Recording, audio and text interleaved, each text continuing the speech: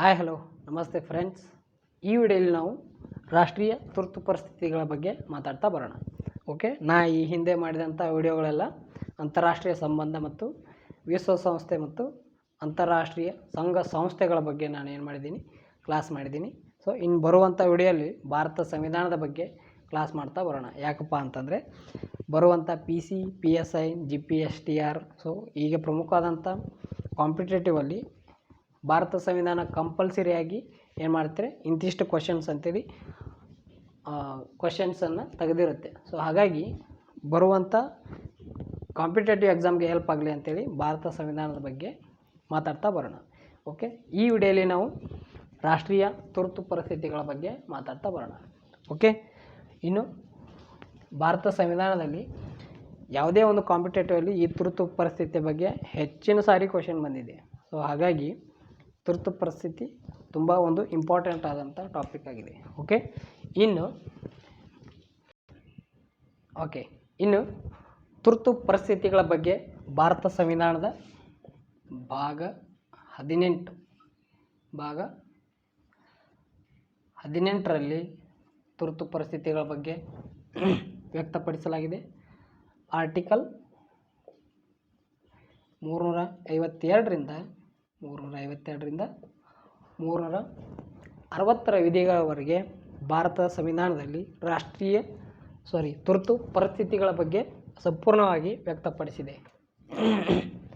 ಇನ್ನೂ ಒಂದು ಪ್ರಮುಖವಾದಂಥ ಒಂದು ಇಂಪಾರ್ಟೆಂಟ್ ಏನಪ್ಪ ಆಗಲಿ ಅಂತಂದರೆ, ಭಾರತ ಸಂವಿಧಾನದಲ್ಲಿ ಒಟ್ಟು 3 ಪ್ರಕಾರಗಳಲ್ಲಿ ತುರ್ತು ಪರಿಸ್ಥಿತಿಗಳನ್ನು ವ್ಯಕ್ತಪಡಿಸಿದೆ. ಸೊ ಯಾವ ಪ್ರಮುಖವಾದಂಥ 3 ಪ್ರಕಾರಗಳು ಅಂತಂದರೆ, ಮೊದಲನೇದು ರಾಷ್ಟ್ರೀಯ ತುರ್ತು ಪರಿಸ್ಥಿತಿ,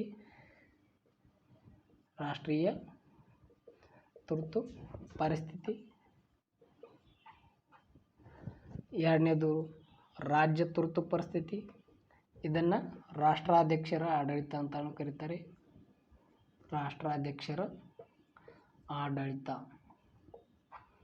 ಮೂರನೇದು ಹಣಕಾಸಿನ ತುರ್ತು ಪರಿಸ್ಥಿತಿ ಅಥವಾ ಆರ್ಥಿಕ ತುರ್ತು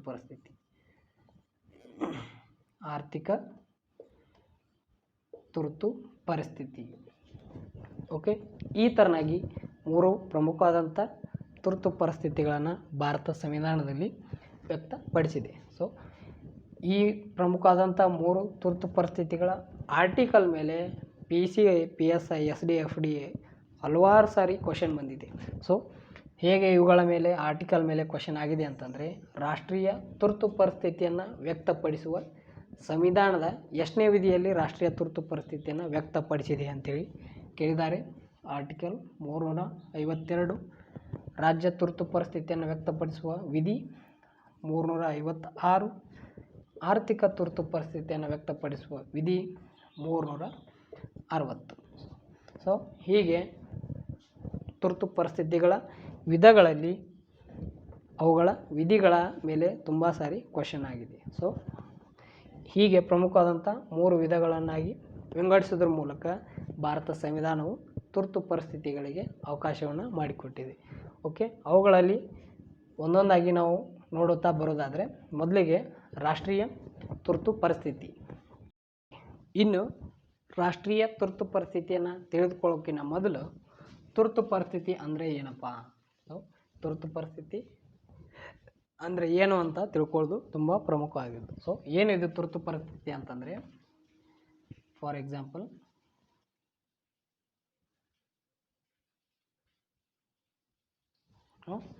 ಭಾರತ ದೇಶ ಅಂತಿದೆ. ಸೊ ದೇಶದ ಒಟ್ಟು ಆಡಳಿತ ವ್ಯವಸ್ಥೆ ಕೇಂದ್ರ ಸರ್ಕಾರದಲ್ಲಿ ಕ್ರೋಢೀಕರಣಗೊಂಡು ಕೇಂದ್ರ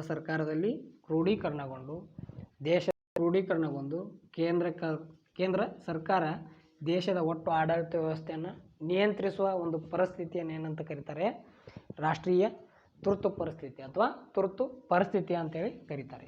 ಓಕೆ, ಈ ತುರ್ತು ಪರಿಸ್ಥಿತಿಯನ್ನು ಇನ್ನೊಂದು ರೀತಿ ವ್ಯಕ್ತಪಡಿಸಬೇಕಾ ಅಂತಂದರೆ, ಅಸಾಮಾನ್ಯ ಪರಿಸ್ಥಿತಿಯನ್ನು ಪರಿಣಾಮಕಾರಿಯಾಗಿ ಎದುರಿಸಲು ಕೇಂದ್ರ ಸರ್ಕಾರ ಏನು ಮಾಡುತ್ತೆ, ರಾಷ್ಟ್ರೀಯ ಈ ತುರ್ತು ಪರಿಸ್ಥಿತಿಗಳನ್ನು ಹೊರಡಿಸುತ್ತೆ. ಸೊ ಅವುಗಳಲ್ಲಿ ಪ್ರಮುಖ ಆದದ್ದು ಅಂತಂದರೆ ರಾಷ್ಟ್ರೀಯ ತುರ್ತು ಪರಿಸ್ಥಿತಿ. ಓಕೆ, ಇನ್ನು ಈ ರಾಷ್ಟ್ರೀಯ ತುರ್ತು ಪರಿಸ್ಥಿತಿಯನ್ನು ಹೇಳುವಂಥ ಸಂವಿಧಾನದ ವಿಧಿ 352ನೇ ವಿಧಿ. ಓಕೆ, ರಾಷ್ಟ್ರೀಯ ತುರ್ತು ಪರಿಸ್ಥಿತಿಯನ್ನು ಪ್ರಮುಖವಾಗಿ 2 ಸಮಸ್ಯೆಗಳು ಅಥವಾ 2 ಕಾರಣಗಳಿಂದಾಗಿ ಏನು ಮಾಡುತ್ತೆ, ರಾಷ್ಟ್ರಪತಿಗಳು ರಾಷ್ಟ್ರೀಯ ತುರ್ತು ಪರಿಸ್ಥಿತಿಯನ್ನು ಹೊರಡಿಸ್ತಾರೆ. ಯಾವ ಪ್ರಮುಖವಾದಂಥ 2 ಕಾರಣಗಳು ಅಂದರೆ, ಒಂದನೇದು ಬಾಹ್ಯ ಆಕ್ರಮಣ ಅಥವಾ ಯುದ್ಧ, ಎರಡನೇದು ಆಂತರಿಕ ದಂಗೆ. ಸೊ ಪ್ರಮುಖವಾಗಿ ಈ 2 ಕಾರಣಗಳನ್ನು ಹೇಳೋದ್ರಿಂದ ಅಥವಾ ಈ ಪ್ರಮುಖವಾದಂಥ 2 ಕಾರಣಗಳಿಂದಾಗಿ ರಾಷ್ಟ್ರಪತಿಗಳು ಏನು ಮಾಡ್ತಾರೆ ಅಂತಂದರೆ ರಾಷ್ಟ್ರೀಯ ತುರ್ತು ಪರಿಸ್ಥಿತಿಗಳನ್ನು ಹೊರಡಿಸ್ತಾರೆ. ಇದರ ಮೇಲೂ ಕೂಡ ಕ್ವಶನ್ ಆಗಿದೆ. ಹೇಗಪ್ಪ ಅಂತಂದರೆ, ರಾಷ್ಟ್ರೀಯ ಪರಿಸ್ಥಿತಿಯನ್ನು ಹೊರಡಿಸುವಂಥ ಅಧಿಕಾರ ಯಾರಿಗಿದೆ? ರಾಷ್ಟ್ರಪತಿಗೆ ಇದೆ. ಓಕೆ, ಇವು ಪ್ರಮುಖವಾದಂಥ 2 ಕಾರಣಗಳು. ಓಕೆ, ಇನ್ನು ಬಾಹ್ಯ ಆಕ್ರಮಣ ಅಂದರೆ ಏನು, ಯಾವ ರೀತಿ ಬಾಹ್ಯ ಆಕ್ರಮಣ ಒಂದು ಕಾರಣದಿಂದಾಗಿ ರಾಷ್ಟ್ರೀಯ ತುರ್ತು ಪರಿಸ್ಥಿತಿಯನ್ನು ಹೊರಡಿಸ್ತಾರೆ ಅಂತಂದರೆ, ಓಕೆ, ಇದು ಭಾರತ ದೇಶ ಅಂತ ಅಂದ್ಕೊಳ್ಳೋಣ. ಸೊ ಶ್ರೀಲಂಕಾ, ಚೀನಾ, ಪಾಕಿಸ್ತಾನ್, ಬೇರೆ ಯಾವುದೇ ಒಂದು ದೇಶಗಳು ಭಾರತ ದೇಶದ ಮೇಲೆ ಯುದ್ಧವನ್ನು ಅಂತೇಳಿ ಘೋಷಣೆ ಮಾಡಿದರೆ ಅಥವಾ ಯುದ್ಧವನ್ನು ಮಾಡ್ತಾ ಇದ್ದರೆ, ಈ ಸಂದರ್ಭದಲ್ಲಿ ದೇಶದ ಆರ್ಥಿಕ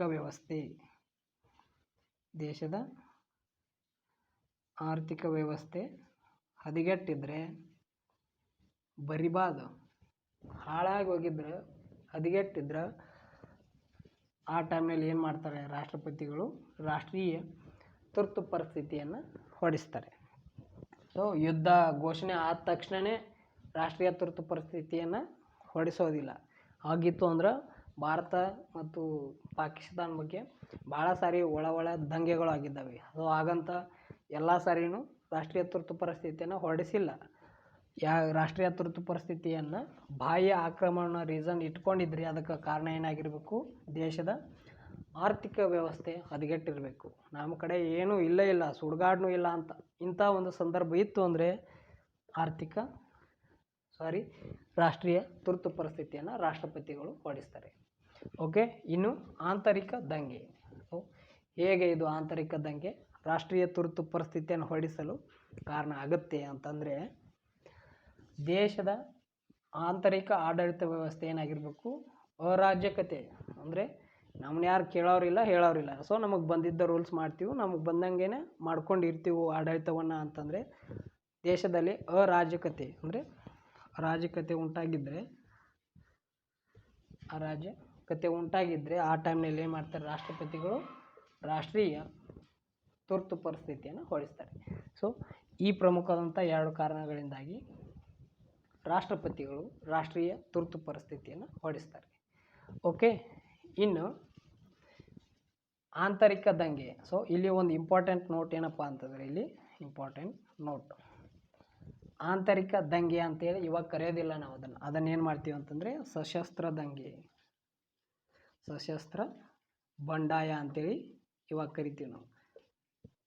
ಓಕೆ, ಸಶಸ್ತ್ರ ಬಂಡಾಯ. ಸೊ ಆಂತರಿಕ ದಂಗೆಯನ್ನು ಎಂಬ ಪದವನ್ನು ತೆಗೆದು ಸಶಸ್ತ್ರ ಬಂಡಾಯ ಎಂಬ ಪದವನ್ನು 1978ರ ಸಂವಿಧಾನದ 44ನೇ ತಿದ್ದುಪಡಿಯನ್ನು ಮಾಡೋದ್ರ ಮೂಲಕ ಆಂತರಿಕ ದಂಗೆ ಎಂಬ ಪದದ ಬದಲಾಗಿ ಸಶಸ್ತ್ರ ಬಂಡಾಯ ಅಂತೇಳಿ ಪದವನ್ನು ಬದಲಾವಣೆ ಮಾಡ್ತಾರೆ. ಸೊ ಹಾಗಾದರೆ ಯಾವ ಪ್ರಮುಖವಾದಂಥ 2 ಕಾರಣಗಳು ಇಲ್ಲಿ ಅದು ಅಂದರೆ ಬಾಹ್ಯ ಆಕ್ರಮಣ ಮತ್ತು ಸಶಸ್ತ್ರ ಬಂಡಾಯದ 2 ಕಾರಣಗಳಿಂದಾಗಿ ರಾಷ್ಟ್ರೀಯ ತುರ್ತು ಪರಿಸ್ಥಿತಿಯನ್ನು ರಾಷ್ಟ್ರಪತಿಗಳು ಹೊರಡಿಸ್ತಾರೆ.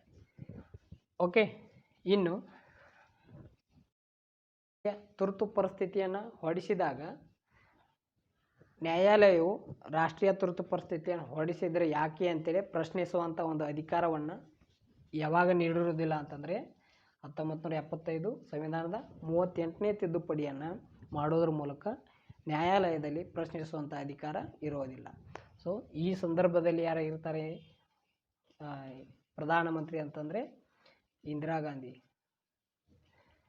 ಗಾಂಧಿಯವರು ಇರ್ತಾರೆ. ಸೊ ಹಾಗಾಗಿ ರಾಷ್ಟ್ರೀಯ ತುರ್ತು ಪರಿಸ್ಥಿತಿಯನ್ನು ಹೊರಡಿಸಿದರೆ ಅದನ್ನು ನ್ಯಾಯಾಲಯದಲ್ಲಿ ಪ್ರಶ್ನಿಸುವಂಥ ಅಧಿಕಾರ ಯಾರಿಗೂ ಇರೋದಿಲ್ಲ ಅಂಥೇಳಿ ಸಂವಿಧಾನದ 38ನೇ ತಿದ್ದುಪಡಿಯನ್ನು ಇಂದಿರಾ ಗಾಂಧಿಯವರ ಆಡಳಿತ ವ್ಯವಸ್ಥೆಯಲ್ಲಿ ಮಾಡ್ತಾರೆ. ಯಾಕೆ ಈ ತಿದ್ದುಪಡಿಯನ್ನು ಮಾಡ್ತಾರೆ ಅಂತಂದರೆ ಒಂದು ದೊಡ್ಡ ಸ್ಟೋರಿನೇ ಇದೆ ಅದು. ಸೊ ಈ ಒಂದು ಘಟನೆಯಿಂದಾಗೇ ಇಂದಿರಾ ಗಾಂಧಿ ಭಾರತ ದೇಶದಲ್ಲಿ ಉಕ್ಕಿನ ಮಹಿಳೆ ಅಂತೇಳಿ ಕರೆಸ್ಕೊತಾಳೆ. ಅಕ್ಕಿ ಉಕ್ಕಿನ ಮಹಿಳೆ ಅಂತಂದರೆ ಬೆಂಕಿ ಮಹಿಳೆ ಅಲ್ಲ ಅಂತ, ಬೆಂಕಿ ಮಹಿಳೆಯ ಅದು ಬೇರೆ, ಉಕ್ಕಿನ ಮಹಿಳೆ ಇದು ಬೇರೆ. ಓಕೆ, ಯಾಕೆ ಈ ಒಂದು ತಿದ್ದುಪಡಿಯನ್ನು ಮಾಡ್ತಾರೆ ಅಂತಂದರೆ 1975ರ ಈ ಒಂದು ಬೈ ಎಲೆಕ್ಷನ್ ಟೈಮಲ್ಲಿ ಇಂದಿರಾ ಗಾಂಧಿ ಸರ್ಕಾರ ಏನಿರುತ್ತೆ, ಇಂದಿರಾ ಗಾಂಧಿ ಸರ್ಕಾರ ಆಡಳಿತ ವ್ಯವಸ್ಥೆ ಅಂದರೆ ಸರ್ಕಾರವನ್ನು ರಚನೆ ಮಾಡಿರುತ್ತೆ. ಸೊ ಈ ಟೈಮ್ನಲ್ಲಿ ಏನಾಗಿರಲ್ಲ ಅಂತಂದರೆ ಕಾಂಗ್ರೆಸ್ಗೆ ಮೆಜಾರಿಟಿ ಸಂಖ್ಯೆ ಇರಲ್ಲ, ಬಹುಮತಗಳ ಪಕ್ಷ ಇರೋದಿಲ್ಲ ಇದು. ಆವಾಗ ಭಾರತದ ಒಂದು ಆಡಳಿತ ವ್ಯವಸ್ಥೆಯಲ್ಲಿ ಒಂದು ಲಕ್ಕಿ ನಂಬರ್ ಇದೆ. ಸೊ ಯಾವುದೇ ಒಂದು ಸರ್ಕಾರ ತನ್ನ ಆಡಳಿತವನ್ನು ರಚಿಸಬೇಕು ಅಥವಾ ಸರ್ಕಾರವನ್ನು ರಚಿಸಬೇಕಾದ್ರೆ 113, ಸೊ ಇದೊಂದು ಲಕ್ಕಿ ನಂಬರ್. ಇದು ಒಂದು ಆಡಳಿತವನ್ನು ವಹಿಸ್ಕೋಬೇಕಾದ್ರೆ 113 ಈ ಲಕ್ಕಿ ನಂಬರನ್ನು ಹೊಂದಿದರೆ ಮಾತ್ರ ಅದು ಬಹುಮತ ಅಂತೇಳಿ ಸಾಬೀತಾಗುತ್ತೆ. ಸೊ ಈ 1975ರ ಸಂದರ್ಭದಲ್ಲಿ ಲಕ್ಕಿ ನಂಬರ್ ಇರೋದಿಲ್ಲ ಇಂದಿರಾ ಗಾಂಧಿ ಸರ್ಕಾರಕ್ಕೆ. ಸೊ ಆವಾಗ ವಿರೋಧ ಪಕ್ಷದವರ ಕೇಳ್ತಾರೆ ಅದನ್ನು. ಸೊ ಬಹುಮತ ಇಲ್ಲ ಇವ್ರ ಕಡೆ, ಸರ್ಕಾರ ರಚಿಸಲು ಅವಕಾಶ ಕೊಡಬಾರ್ದು, ಏನಾಗಬೇಕು, ಸರ್ಕಾರ ವಿಸರ್ಜನೆ ಆಗಬೇಕು ಅಂಥೇಳಿ ವಿರೋಧ ಪಕ್ಷದವರು ವ್ಯಕ್ತಪಡಿಸಿದಾಗ ಇವರು ಬೆಂಕಿ ಮಹಿಳೆ, ಉಕ್ಕಿನ ಮಹಿಳೆ ಏನು ಮಾಡ್ತಾಳೆ ಅಂತಂದರೆ ತಲೆ ಓಡಿಸ್ತಾಳೆ. ತಲೆ ಓಡಿಸ್ತಾಳೆ ಅಂದ್ರೆ ಕಿತ್ತು ಓಡಿಸೋದಿಲ್ಲ, ಸೊ ತಲೆ ಓಡಿಸ್ತಾಳೆ ಮತ್ತು ಅದೇ ಬಂತೇನು ತಲೆ ಓಡಿಸ್ತಾಳೆ ಅಂದರೆ ಥಿಂಕ್ ಮಾಡ್ತಾಳೆ. ಸೊ ಅವಾಗ ಏನು ಮಾಡ್ತಾಳೆ ಅಂತಂದರೆ ತುರ್ತು ಪರಿಸ್ಥಿತಿ ತಲೆ ಒಳಗೆ ಬರುತ್ತೆ ಅವ್ರಿಗೆ. ಸೊ ತುರ್ತು ಪರಿಸ್ಥಿತಿಯನ್ನು ಮಿಸ್ಯೂಸ್ ಮಾಡ್ಕೋತಾರೆ ಎಂಬ ಆರೋಪ ಕೂಡ ಇಂದಿರಾ ಗಾಂಧಿ ಅವ್ರ ಮೇಲಿದೆ. ಅವಾಗ ಏನು ಮಾಡ್ತಾರೆ ಅಂತಂದರೆ ದೇಶದೊಳಗೆ ತುರ್ತು ಪರಿಸ್ಥಿತಿಯನ್ನು ಹೊರಡಿಸ್ತಾರೆ. ಸೊ ಈ ತುರ್ತು ಪರಿಸ್ಥಿತಿಯನ್ನು ಹೊರಡಿಸಿದ ಒಂದು ಸಂದರ್ಭದಲ್ಲಿ ಆಡಳಿತದಲ್ಲಿ ಇರುವಂಥ ಸರ್ಕಾರ ಬಹುಮತವನ್ನು ತೋರಿಸ್ಬೇಕು ಅಂತೇಳಿ ಇರೋದಿಲ್ಲ. ಆವಾಗ ಆಡಳಿತ ನಿರ್ವಹಣೆ ಎಲ್ಲ ಏನಾಗುತ್ತೆ, ಸಕಾಲವಾಗಿ ನಡೀತಾ ಇರುತ್ತೆ. ಆವಾಗ ವಿರೋಧ ಪಕ್ಷದವರು ಬಹುಮತ ಸಾಬೀತು ಮಾಡಿರಿ ಅಂತಂದರೆ ಆ ಟೈಮ್ನಲ್ಲಿ ಕೇಳುವಂಥ ಅಧಿಕಾರ ವಿರೋಧ ಪಕ್ಷಕ್ಕೆ ಇರೋದಿಲ್ಲ. ಆ ಒಂದು ಕಾರಣಕ್ಕೆ ಏನು ಮಾಡ್ತಾರೆ, 75ರೊಳಗೆ ಇಂದಿರಾ ಗಾಂಧಿ ಏನು ಮಾಡ್ತಾರೆ, ರಾಷ್ಟ್ರೀಯ ತುರ್ತು ಪರಿಸ್ಥಿತಿಯನ್ನು ಹೊರಡಿಸ್ತಾರೆ. ಸೊ ಈ ತುರ್ತು ಪರಿಸ್ಥಿತಿ ಹೊರಡಿಸಿದ್ದು ಒಂದು ಮಿರಾಕಲ್ಲೇ. ಹೇಗಪ್ಪ ಇಂದಿರಾ ಗಾಂಧಿ ತುರ್ತು ಪರಿಸ್ಥಿತಿಯನ್ನು ಹೊರಡಿಸ್ತಾರೆ ಅಂತಂದರೆ, ಇಂದಿರಾ ಗಾಂಧಿ ರಾತ್ರೋರಾತ್ರಿ ಏನು ಮಾಡ್ತಾರೆ, ತುರ್ತು ಪರಿಸ್ಥಿತಿಯನ್ನು ಹೊರಡಿಸ್ತಾರೆ. ಸೊ ಅವಾಗ ರಾತ್ರಿ 8:30 ಸೊ ಅಥವಾ 9:30 ಆಗಿತ್ತು ಅಂತ ಅಂದ್ಕೊಳ್ಳೋಣ. ಆವಾಗ ಇಂದಿರಾ ಗಾಂಧಿ ಏನು ಮಾಡ್ತಾರೆ, ಅಕ್ಕ ಸೀರಿಯಲ್ ನೋಡ್ಕೊಂಡು ರಾಜ್ಭವನಕ್ಕೆ ಬರ್ತಾಳೆ. ಸೊ ರಾಜ್ಭವನದ ಜೊತೆ ರಾಷ್ಟ್ರಪತಿ, ಸೊ ರಾಷ್ಟ್ರಪತಿ ಇರುವಂಥ ಮನೆ, ರಾಷ್ಟ್ರಪತಿ ಜೊತೆ ಏನು ಮಾಡ್ತಾರೆ, ಊಟ ಮಾಡಿಕೊಂಡು ಅಕ್ಕ ಸೀರಿಯಲ್ ನೋಡ್ಕೊಂಡು ರಾಜ್ಭವನಕ್ಕೆ ಬಂದು ರಾಷ್ಟ್ರಪತಿ ಜೊತೆ ಊಟ ಮಾಡಿಕೊಂಡು ಊಟ ಭಾಳ ಸಿಹಿ ಆಗೈತಿ. ಸೊ ಇನ್ನು ಏನು ಮಾಡು ಅಂತಂದರೆ ರಾಷ್ಟ್ರೀಯ ತುರ್ತು ಪರಿಸ್ಥಿತಿಯನ್ನು ಹೊರಡಿಸುವ ಅಂತೇಳಿ ಏನು ಮಾಡ್ತಾಳೆ, ಇಂದಿರಾ ಗಾಂಧಿ ರಾಷ್ಟ್ರಪತಿಗೆ ಮನವಿಯನ್ನು ಮಾಡ್ಕೊತಾರೆ. ಸೊ ಈ ಮನವಿಯನ್ನು ಮಾಡ್ಕೊಂಡಾದ್ಮೇಲೆ ರಾಷ್ಟ್ರಪತಿ ಏನಂತಾನೆ, ಭಾರತ ದೇಶದಲ್ಲಿ ಏನಾಗಿದೆ ಅಂತಂದರೆ ರಾಷ್ಟ್ರೀಯ ತುರ್ತು ಪರಿಸ್ಥಿತಿಯನ್ನು ಹೊರಡಿಸಲಾಗಿದೆ ಅಂತೇಳಿ ಘೋಷಣೆ ಮಾಡಿಬಿಡ್ತಾರೆ. ಸೊ ಅದು ಏನಾಗಿರಲ್ಲ, ಮಂತ್ರಿ ಮಂಡಲಕ್ಕೂ ಗೊತ್ತಿರಂಗಿಲ್ಲ. ಅವರು ಬೆಳಗ್ಗೆ ಎದ್ದು ಚಹಾ ನೀರದು ಕುಡಿತಿರ್ಬೇಕಾದ್ರೆ ಗೊತ್ತಾಗೋದು ಅವರಿಗೂ ಕೂಡ, ಅಯ್ಯಪ್ಪ ದೇಶದಲ್ಲಿ ರಾಷ್ಟ್ರೀಯ ತುರ್ತು ಪರಿಸ್ಥಿತಿಯನ್ನು ಹೊರಡಿಸಿದ್ದಾರೆ ಅಂತೇಳಿ. ಸೊ ಹಾಗಾಗಿ ಇಂದಿರಾ ಗಾಂಧಿ ಏನು ಮಾಡ್ತಾರೆ, ರಾಷ್ಟ್ರೀಯ ತುರ್ತು ಪರಿಸ್ಥಿತಿಯ ಒಂದು ಅಧಿಕಾರವನ್ನು ದುರುಪಯೋಗ ಪಡ್ಕೊತಾರೆ. ಯಾಕಪ್ಪ ಅಂತಂದರೆ ಇಂದಿರಾ ಗಾಂಧಿ ಯಾರನ್ನೂ ಕೇಳಿರಂಗಿಲ್ಲ, ಮಂತ್ರಿ ಮಂಡಲದ ಒಂದು ಸಲಹೆಯನ್ನು ಹೇಳಿರಂಗಿಲ್ಲ, ಅಥವಾ ಹಿಂಗೆ ಹೊರಡಿಸ್ಬೋದು ಅಂತೇಳಿ ಒಂದು ಸೂಚನೆಯನ್ನು ಕೂಡ ನೀಡಿರೋದಿಲ್ಲ. ಡೈರೆಕ್ಟಾಗಿ ಬರ್ತಾಳೆ, ರಾಷ್ಟ್ರಪತಿಗೆ ಹೇಳ್ತಾಳೆ, ರಾಷ್ಟ್ರಪತಿ ರಾಷ್ಟ್ರೀಯ ತುರ್ತು ಪರಿಸ್ಥಿತಿ ಅಂತ ಹೇಳ್ತಾನೆ. ಸೊ ಈ ಒಂದು ಕಾರಣಕ್ಕಾಗಿ ಏನು ಮಾಡ್ತಾರೆ, ರಾಷ್ಟ್ರೀಯ ತುರ್ತು ಪರಿಸ್ಥಿತಿಯನ್ನು ಮಿಸ್ಯೂಸ್ ಮಾಡ್ಕೋತಾರೆ. ಸೊ ಈ ತುರ್ತು ಪರಿಸ್ಥಿತಿಯನ್ನು ಹೊರಡಿಸಿದ ಮೇಲೆ ನೆಕ್ಸ್ಟ್ ಡೇ ಅಂದರೆ ರಾತ್ರಿ ಹೊಡಿಸಿರಲ್ಲ, ಯಾಕೆ ಹೊಡಿಸಿರಿ ಅಂತೇಳಿ ಕೇಳ್ತಾರೆ, ಎಲ್ಲರೂ ಕೇಳ್ತಾರೆ, ಕಾಮನ್ ಅದು. ಗಾಂಧಿಯವರು ಏನಾದರೂ ಒಂದು ರೀಸನ್ ಕೊಡಲೇಬೇಕಲ್ಲ. ಅವಾಗ ಇಂದಿರಾ ಗಾಂಧಿ ಯಾವ ರೀಸನ್ ಕೊಡ್ತಾರೆ ಅಂತಂದರೆ, ಕೆಲವು ವ್ಯಕ್ತಿಗಳು ಏನು ಮಾಡ್ತಾರೆ, ಪೊಲೀಸ್ ವ್ಯವಸ್ಥೆ ಮತ್ತು ಸೇನಾ ವ್ಯವಸ್ಥೆ. ಸೊ ಪೊಲೀಸ್ ವ್ಯವಸ್ಥೆ ಮತ್ತು ಸೇನಾ ವ್ಯವಸ್ಥೆ, ಈ ಎರಡು ವ್ಯವಸ್ಥೆಗಳು ಏನು ಮಾಡ್ತಾಯಿಲ್ಲ, ಆಡಳಿತವನ್ನು ಅಥವಾ ಅಧಿಕಾರವನ್ನು ಸುವ್ಯವಸ್ಥಿತವಾಗಿ ಮಾಡಲು ಕೆಲವು ವ್ಯಕ್ತಿಗಳು ಏನು ಮಾಡ್ತಾ ಇದ್ದಾರೆ, ತಡೆ ಹಿಡಿತಾ ಇದ್ದಾರೆ. ಸೊ ತಡೆ ಹಿಡಿತಾ ಇದ್ದಾರೆ. ಅದಕ್ಕಾಗಿ ಏನು ಮಾಡಿದ್ದೀನಿ ನಾನು, ರಾಷ್ಟ್ರೀಯ ತುರ್ತು ಪರಿಸ್ಥಿತಿಯನ್ನು ಆಂತರಿಕ ದಂಗೆ ಎಂಬ ಕಾರಣವನ್ನು ಹೇಳಿ ರಾಷ್ಟ್ರೀಯ ತುರ್ತು ಪರಿಸ್ಥಿತಿಯನ್ನು ಹೊರಡಿಸಿದ್ದಾರೆ. ಸೊ ಇದು ಹಾಗಂತೇಳಿ ಮಾರನೇ ದಿನ ಎದ್ದು ಬಂದು ಎಲ್ಲರೂ ಕೇಳಿದವ್ರನ್ನ ಏನು ಮಾಡ್ತಾರೆ, ಸೊ ಅವಾಗ ಏನೇ ಪ್ರಶ್ನಿಸುವಂಥ ಅಧಿಕಾರ ಯಾರಿಗೂ ಇರೋದಿಲ್ಲ ಅಂತೇಳಿ ಏನು ಮಾಡ್ತಾರೆ, 1975 ಸಂವಿಧಾನದ 38ನೇ ತಿದ್ದುಪಡಿಯನ್ನು ಮಾಡೋದ್ರ ಮೂಲಕ ರಾಷ್ಟ್ರೀಯ ತುರ್ತು ಪರಿಸ್ಥಿತಿಯನ್ನು ನ್ಯಾಯಾಲಯದಲ್ಲಿ ಪ್ರಶ್ನಿಸುವಂಥ ಅಧಿಕಾರ ಇರೋದಿಲ್ಲ. ಸೊ ಕೇಳಿದವ್ರನ್ನೆಲ್ಲರೂ ಏನು ಮಾಡ್ತಾರೆ, ಸೀದಾ ಜೈಲಿಗೆ ಹೋಗಿಸ್ಬಿಡ್ತಾರೆ. ಸೊ ಅದಕ್ಕಾಗಿಯೇ ಇವರು ಇಂದಿರಾ ಗಾಂಧಿ ಅವ್ರನ್ನ ಏನಂತ ಕರೀತಾರೆ, ಬೆಂಕಿ ಮಹಿಳೆ, ಉಕ್ಕಿನ ಮಹಿಳೆ ಅಂತ ಕರೀತಾರೆ.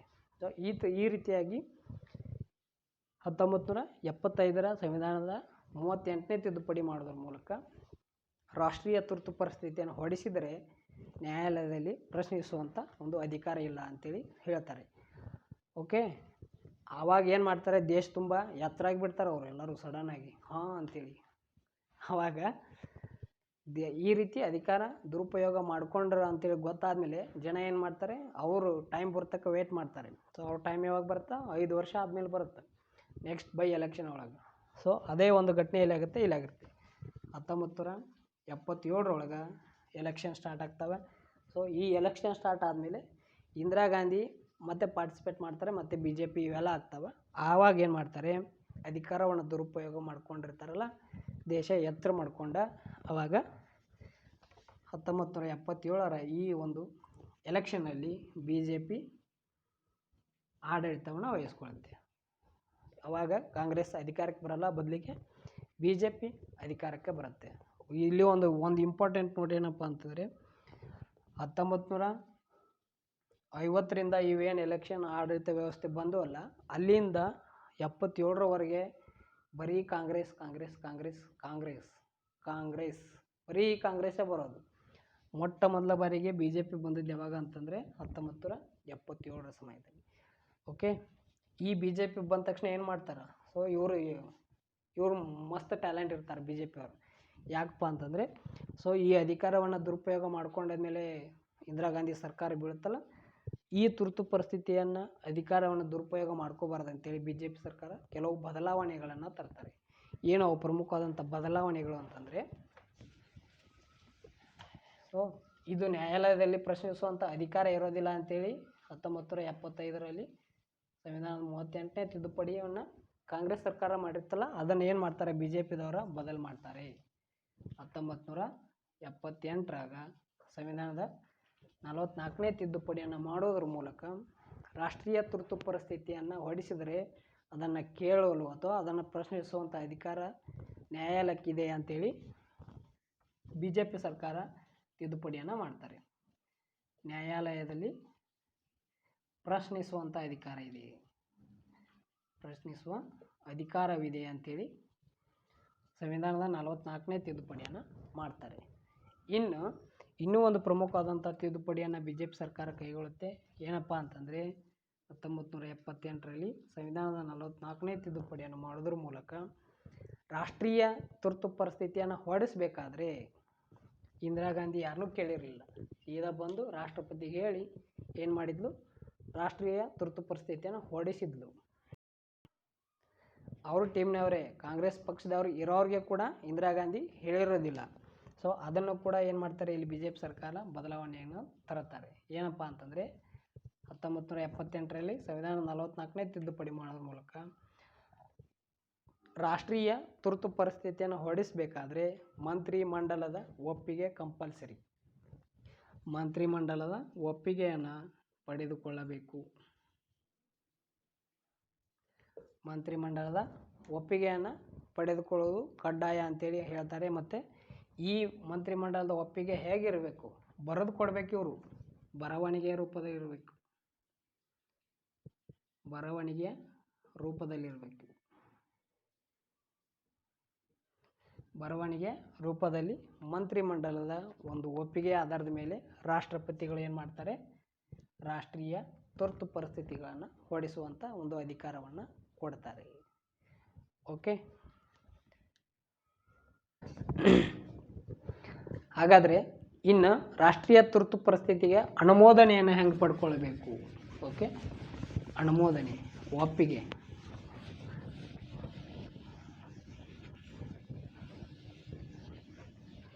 ಅನುಮೋದನೆಯನ್ನು ಯಾವ ಒಂದು ಪದ್ಧತಿಯಲ್ಲಿ, ಒಂದು ಕ್ರಮದಲ್ಲಿ ಅನುಮೋದನೆಯನ್ನು ಪಡೆದುಕೊಳ್ಳಬೇಕು ಅಂತಂದರೆ, ರಾಷ್ಟ್ರೀಯ ತುರ್ತು ಪರಿಸ್ಥಿತಿ ಅನುಮೋದನೆ ಅಂತಂದರೆ ಒಪ್ಪಿಗೆ ಕೊಡಬೇಕು. ಹ್ಞೂ ಅಂತೀಯೋ, ರಾಷ್ಟ್ರೀಯ ತುರ್ತು ಪರಿಸ್ಥಿತಿ ಹೊಡ್ಸಕ್ಕೆ ಹ್ಞೂ ಅಂತೀಯೋ, ಹ್ಞೂ ಅಂತೀಯೋ. ಸೊ ಅನುಮೋದನೆ ಅಂತಂದರೆ ಒಪ್ಪಿಗೆಯನ್ನು ಪಡೆದುಕೊಳ್ಳೋದು.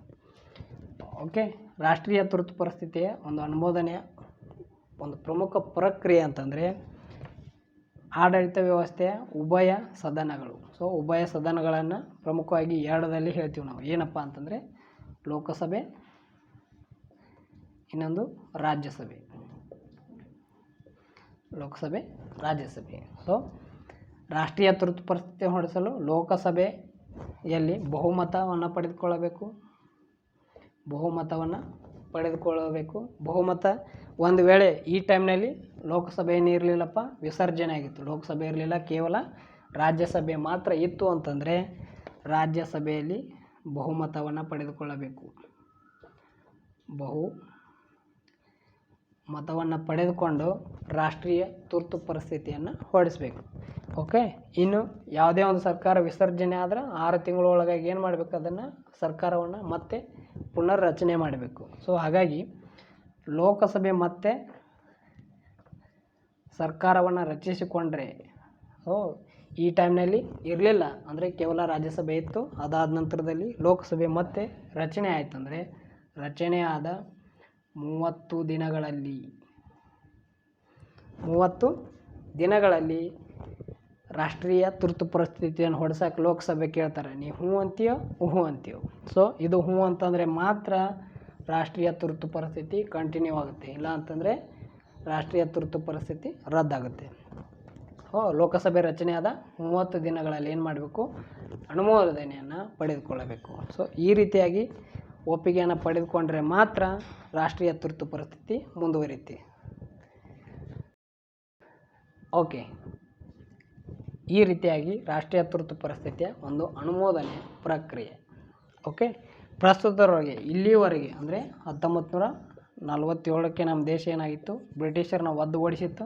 ಆವಾಗ ಸ್ವತಂತ್ರ ಆಯಿತು. ಸ್ವತಂತ್ರ ಆಗಿ ಪ್ರಸ್ತುತದವರೆಗೆ ಏನು ಮಾಡಿದೆ ಅಂತಂದರೆ ಕೇವಲ 3 ಸಾರಿ ರಾಷ್ಟ್ರೀಯ ತುರ್ತು ಪರಿಸ್ಥಿತಿಯನ್ನು ಹೊರಡಿಸಿದೆ. ಯಾವಾಗ ಅವು ಪ್ರಮುಖವಾದ ಅಂತಂದರೆ, ಒಂದನೇದ್ದು 1962 ಅಕ್ಟೋಬರ್ 26ರಿಂದ ಜನವರಿ 10 1968ರವರೆಗೆ. ಸೊ ಈ ಟೈಮ್ನಲ್ಲಿ ಏನಾಗುತ್ತೆ ಅಂತಂದರೆ ಚೀನಾ ಮತ್ತು ಭಾರತದೊಂದಿಗೆ ಯುದ್ಧ ಆಗ್ತಾ ಇರುತ್ತೆ. ಸೊ ಈ ಕೊರೋನಾ ಪಂಡಿತರಿಗೆ ಏನಾಗಿರುತ್ತೆ ಅಂತಂದರೆ, ಇದು ಭಾರತ ದೇಶದ ತಲೆ ಇದು. ಆ ಟೈಮ್ನಲ್ಲಿ ಏನಾಗುತ್ತೆ ಅಂತಂದರೆ ಈ ಕಡೆ ಬರ್ತಿರ್ತಾರೆ ಅವರು ಚೀನಾದವರು. ಸೊ ಕೊರೋನಾ ಪಂಡಿತರು ಏನಾಗುತ್ತೆ, ಭಾರತ ದೇಶದ ಕಾಶ್ಮೀರ ಬೇಕಾಗಿರುತ್ತೆ. ಸೊ ಆವಾಗ ಭಾರತ ದೇಶದ ಉತ್ತರದ ಗಡಿ ಒಂದು ವಿಸ್ತರಣೆಗಾಗಿ ಅವರ ಒಂದು ಯುದ್ಧವನ್ನು ಯಾವಾಗ ಮಾಡ್ತಾರೆ ಅಂತಂದರೆ 1962ರ ಸಮಯದಲ್ಲಿ ಯುದ್ಧವನ್ನು ಮಾಡ್ತಾರೆ. ಆವಾಗ ಏನು ಮಾಡ್ತಾರೆ ಅಂದರೆ ದೇಶದಲ್ಲಿ ಮೊಟ್ಟ ಮೊದಲ ಬಾರಿಗೆ ರಾಷ್ಟ್ರೀಯ ತುರ್ತು ಪರಿಸ್ಥಿತಿಯನ್ನು ಹೊರಡಿಸ್ತಾರೆ.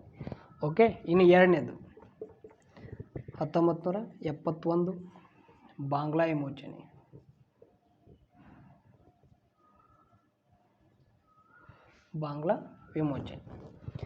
ಬಾಂಗ್ಲಾ ವಿಮೋಚನೆ ಅಂತಲೇ ಕರೀತಾರೆ, ಅಥವಾ ಭಾರತ ಮತ್ತು ಪಾಕಿಸ್ತಾನ ಯುದ್ಧ. ಸೊ ಈ ಟೈಮ್ನಲ್ಲಿ ಭಾರತ ದೇಶದಲ್ಲಿ ಒಂದು ಹೆಮ್ಮೆಯಂಥ ಒಂದು ವಿಷಯ ಏನಪ್ಪ ಅಂತಂದರೆ, ನಾವು ನಮ್ಮನ್ನು ಮಾತ್ರ ಸ್ವತಂತ್ರವನ್ನು ಮಾಡಿಕೊಟ್ಕೊಂಡಿಲ್ಲ. ಬಾಂಗ್ಲಾದೇಶ ಪ್ರಸ್ತುತ ಈಗ ಸ್ವತಂತ್ರವಾಗಿದೆ ಅಂತಂದರೆ ಅದಕ್ಕೆ ರೀಸನ್ನೇ ನಾವು. ಅದನ್ನು ಹೆಮ್ಮೆಯಿಂದ ಭಾರತ ದೇಶದವರು ಹೇಳ್ಕೊತಾರೆ.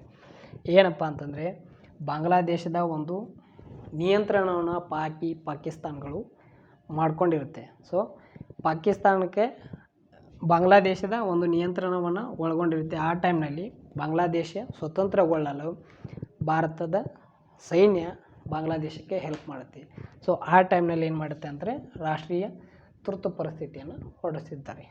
ಇನ್ನು ಮೂರನೇದಂತಂದರೆ ಆವಾಗಲೇ ನಾನು ಹೇಳಿದ್ನಲ್ಲ, ಇಂದಿರಾ ಗಾಂಧಿ ಬೆಂಕಿ ಮಹಿಳೆ ಏನು ಮಾಡಿರ್ತಾಳೆ, ರಾಷ್ಟ್ರೀಯ ತುರ್ತು ಪರಿಸ್ಥಿತಿಯನ್ನು ತನ್ನ ಸರ್ಕಾರವನ್ನು ಉಳಿಸ್ಕೊಳ್ಳೋಕ್ಕೆ ಮಿಸ್ಯೂಸ್ ಮಾಡ್ಕೊಂಡಿರ್ತಾರೆ ಅಂತೀವಿ. ಸೊ ಅದನ್ನು 1975 ಜೂನ್ 25ರಿಂದ ಮಾರ್ಚ್ 2, 1977. ಸೊ ಈ ಟೈಮ್ನಲ್ಲಿ ರಾಷ್ಟ್ರೀಯ ತುರ್ತು ಪರಿಸ್ಥಿತಿಯನ್ನು ಹೊರಡಿಸ್ತಾರೆ. ಕಾರಣವನ್ನು ಏನು ಕೊಟ್ಟಿರ್ತಾರೆ ಇವರು ಇಂದಿರಾ ಗಾಂಧಿ ಅಂತಂದರೆ ಆಂತರಿಕ ದಂಗೆ ಎಂಬ ಕಾರಣವನ್ನು ಕೊಟ್ಟು ರಾಷ್ಟ್ರೀಯ ತುರ್ತು ಪರಿಸ್ಥಿತಿಯನ್ನು ಹೊರಡಿಸಿರ್ತಾರೆ. ಓಕೆ, ಇನ್ನೂ ಒಂದು ಹೆಮ್ಮೆಯ ವಿಷಯ ಇಲ್ಲಿ ಏನಪ್ಪ ಅಂತಂದರೆ, ಇಂದಿರಾ ಗಾಂಧಿ ಈ ರೀತಿ ಅಧಿಕಾರವನ್ನು ದುರುಪಯೋಗ ಪಡಿಸ್ಕೊಂಡಿರ್ಬೋದು, ಬಟ್ ದೇಶಕ್ಕಾಗಿ ಅವರು ಮಾಡಿದಂಥ ಕೊಡುಗೆ ತುಂಬಾ ಇದೆ. ಒಬ್ಬ ಹೆಣ್ಣು ಮಹಿಳೆ ಏನು ಮಾಡಬೇಕಲ್ಲ ಅದಕ್ಕಿಂತ ಮೀರಿ ಭಾರತ ದೇಶಕ್ಕೆ ಒಂದು ಕೊಡುಗೆಯನ್ನು ಇಂದಿರಾ ಗಾಂಧಿ ಅವರು ನೀಡಿದ್ದಾರೆ.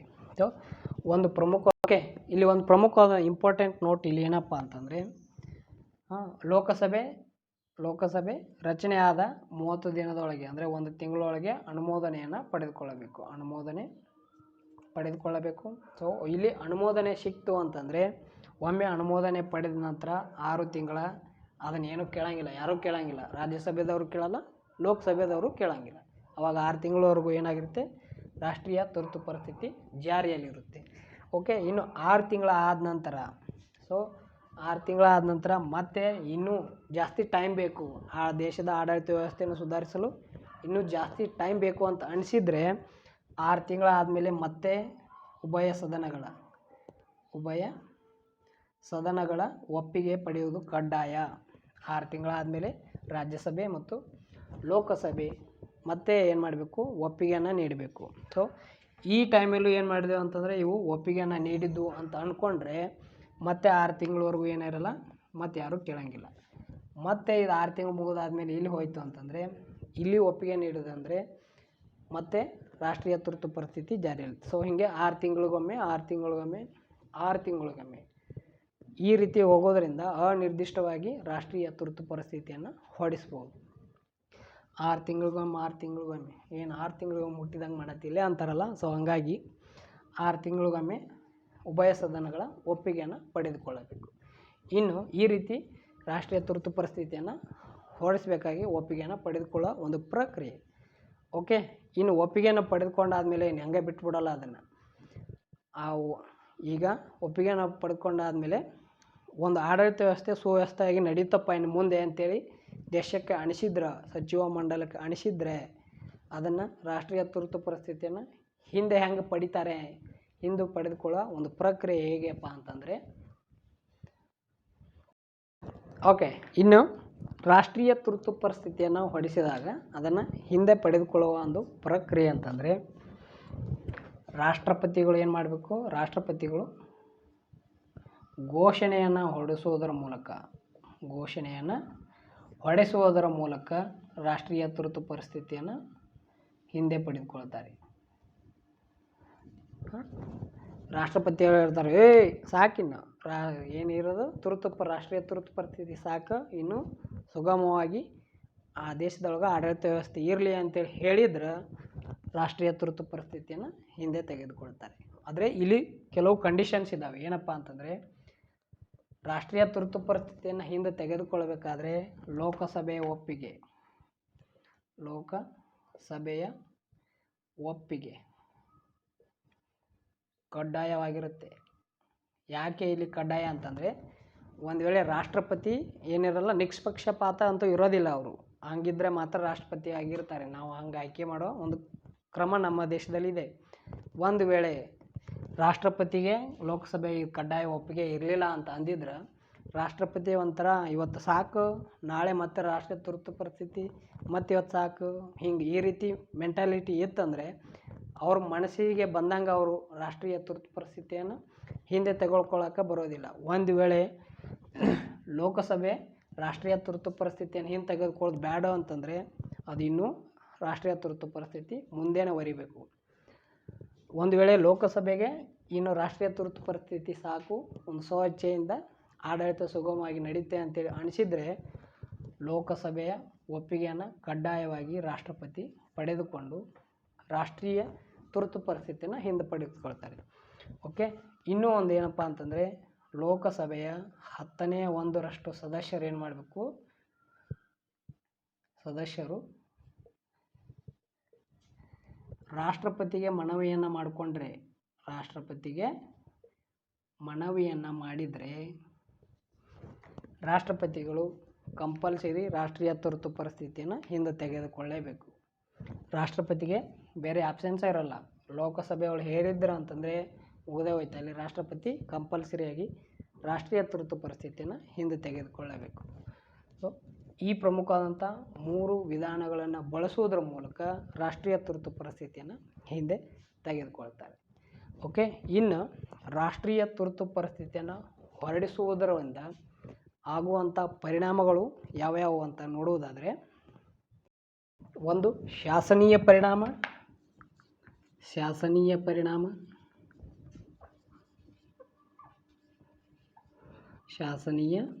ಪರಿಣಾಮ. ಓಕೆ, ಹೇಗೆ ಇದು? ಓಕೆ, ರಾಜ್ಯ ಸರ್ಕಾರ ರಾಜ್ಯ ಪಟ್ಟಿಗಳ ಆಧಾರದ ಮೇಲೆ, ಸೊ ರಾಜ್ಯ ಪಟ್ಟಿಗಳ ಅಧಿಕಾರ ಎಲ್ಲಿ ಹೋಗಿರುತ್ತೆ ಅಂತಂದರೆ ಸುಗ್ರೀವಾಜ್ಞೆ, ಇದು ರಾಷ್ಟ್ರೀಯ ತುರ್ತು ಪರಿಸ್ಥಿತಿಯನ್ನು ಹೊರಡಿಸಿದಾಗ ರಾಜ್ಯ ಪಟ್ಟಿಯ ಅಧಿಕಾರ ನಿಯಂತ್ರಣವನ್ನು ಕೇಂದ್ರ ಸರ್ಕಾರ ನಿರ್ವಹಿಸ್ತಾ ಇರುತ್ತೆ. ಮತ್ತು ರಾಜ್ಯ ಪಟ್ಟಿಯ ಮೇಲೆ ಯಾವುದೇ ಒಂದು ಶಾಸನವನ್ನು ಹೊರಡಿಸಬೇಕಾದ್ರೆ ಅದಕ್ಕೆ ರಾಜ್ಯ ಸರ್ಕಾರಕ್ಕೆ ಏನಿರಲ್ಲ, ಇಲ್ಲಿ ರಾಜ್ಯ ಸರ್ಕಾರಕ್ಕೆ ಅವಕಾಶ ಇರಲ್ಲ ಅಥವಾ ಅಧಿಕಾರ ಇರೋದಿಲ್ಲ. ಅದು ಎಲ್ಲಿ ಹೋಗಿರುತ್ತೆ ಅಂತಂದರೆ ತುರ್ತು ಪರಿಸ್ಥಿತಿಯ ಸಂದರ್ಭದಲ್ಲಿ ಕೇಂದ್ರ ಸರ್ಕಾರಕ್ಕೆ ಹೋಗಿರುತ್ತೆ. ಸೊ ಈ ಥರನಾಗಿ ಒಂದು ಶಾಸನೀಯ ಪರಿಣಾಮ ಯಾವಾಗುತ್ತೆ ಅಂದರೆ ರಾಷ್ಟ್ರೀಯ ತುರ್ತು ಪರಿಸ್ಥಿತಿಯನ್ನು ಹೊರಡಿಸಿದಾಗ. ಇನ್ನು ಕಾರ್ಯಾಂಗೀಯ ಪರಿಣಾಮ,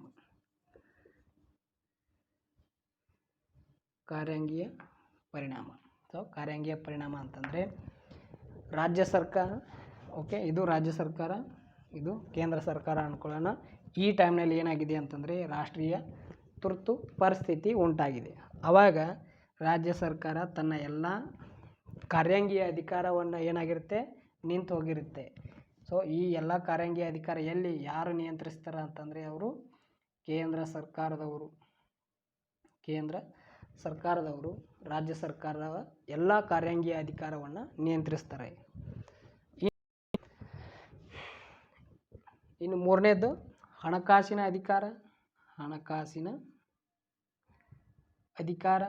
ಸೊ ಈ ಹಣಕಾಸಿನ ಅಧಿಕಾರದ ಪರಿಣಾಮವನ್ನು ರಾಷ್ಟ್ರೀಯ ತುರ್ತು ಪರಿಸ್ಥಿತಿ ಇದ್ದ ಸಂದರ್ಭದಲ್ಲಿ ರಾಜ್ಯದಲ್ಲಿ ಹಣಕಾಸು ಮಂಡನೆಯನ್ನು, ಅದರ ಎಲ್ಲ ಅಧಿಕಾರ ಎಲ್ಲಿ ಹೋಗಿರುತ್ತೆ ಅಂತಂದರೆ ಕೇಂದ್ರ ಸರ್ಕಾರದಲ್ಲಿ ಹೋಗಿರುತ್ತೆ.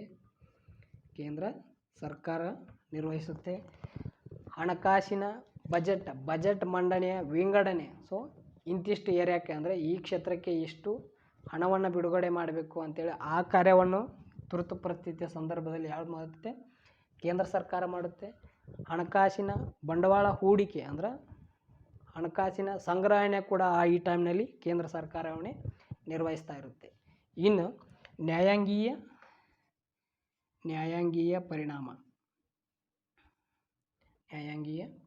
ಪರಿಣಾಮ, ರಾಷ್ಟ್ರೀಯ ತುರ್ತು ಪರಿಸ್ಥಿತಿ ಇದ್ದಾಗ ಹೈಕೋರ್ಟ್ನ ಮುಖ್ಯ ನ್ಯಾಯಾಧೀಶರು, ಜಿಲ್ಲಾ ಮುಖ್ಯ ನ್ಯಾಯಾಧೀಶರು, ತಾಲೂಕು ಮುಖ್ಯ ನ್ಯಾಯಾಧೀಶರನ್ನು ರಾಷ್ಟ್ರಪತಿಗಳೇ ನೇಮಿಸ್ತಾರೆ. ಆವಾಗ ರಾಜ್ಯದ ಎಲ್ಲ ನ್ಯಾಯಾಂಗೀಯ ಅಧಿಕಾರ ಎಲ್ಲಿ ಹೋಗಿರ್ತವೆ ಅಂತಂದರೆ ಅವು ಕೇಂದ್ರ ಸರ್ಕಾರಕ್ಕೆ ಹೋಗಿರ್ತವೆ. ಸೊ ನೋಡ್ರಿ, ಇಲ್ಲಿ ತಾಲೂಕು ನಮ್ಮದು ಜಮಖಂಡಿ ತಾಲೂಕು ಅಂದರೆ ಜಮಖಂಡಿ ತಾಲೂಕದ ನ್ಯಾಯಾಧೀಶನ ರಾಷ್ಟ್ರಪತಿ ನೇಮಿಸ್ತಾನೆ ಅಂತಂದರೆ ಎಲ್ಲ ಅಧಿಕಾರಗಳು ಎಲ್ಲಿ ಕೇಂದ್ರೀಕೃತವಾಗಿರ್ತವೆ. ಸೊ ಈ ಥರನಾದ ಪರಿಣಾಮಗಳನ್ನು ರಾಷ್ಟ್ರೀಯ ತುರ್ತು ಪರಿಸ್ಥಿತಿಯನ್ನು ಹೊರಡಿಸುವುದರ ಮೂಲಕ ಹಲವಾರು ರೀತಿಯ ಪರಿಣಾಮಗಳು ಉಂಟಾಗ್ತವೆ. ಸೊ ಅದೇ ರೀತಿಯ ಹಾಗಾಗಿನೇ ಡಾಕ್ಟರ್ ಬಿ ಆರ್ ಅಂಬೇಡ್ಕರ್ ಅವರು ಒಂದು ಮಾತು ಹೇಳ್ತಾರೆ, ಈ ರಾಷ್ಟ್ರೀಯ ತುರ್ತು ಪರಿಸ್ಥಿತಿಯ ಬಗ್ಗೆ ಹೊರಡಿಸಿದಾಗ ಅಂಬೇಡ್ಕರ್ ಅವರು ಒಂದು ಮಾತು ಹೇಳ್ತಾರೆ, ಭಾರತ ದೇಶದ ಸಂವಿಧಾನವು ತುರ್ತು ಪರಿಸ್ಥಿತಿ ಇಲ್ಲದ ಭಾರತದ ಸಂವಿಧಾನವು ತುರ್ತು ಪರಿಸ್ಥಿತಿ ಇಲ್ಲದ ಸಂದರ್ಭದಲ್ಲಿ ಏನಾಗಿದೆ, ಒಕ್ಕೂಟ ವ್ಯವಸ್ಥೆ ಆಗಿದೆ.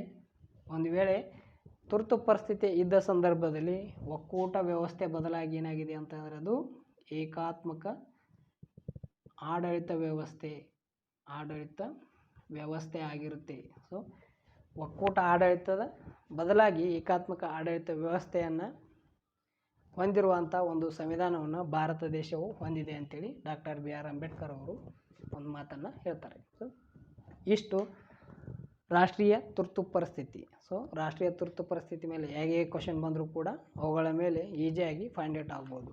ಸೊ ಇನ್ನು ಬರುವಂಥ ವಿಡಿಯೋದಲ್ಲಿ ರಾಜ್ಯ ತುರ್ತು ಪರಿಸ್ಥಿತಿ ಅಥವಾ ರಾಷ್ಟ್ರಾಧ್ಯಕ್ಷರ ಆಡಳಿತದ ಬಗ್ಗೆ ಮಾತಾಡ್ತಾ ಬರೋಣ.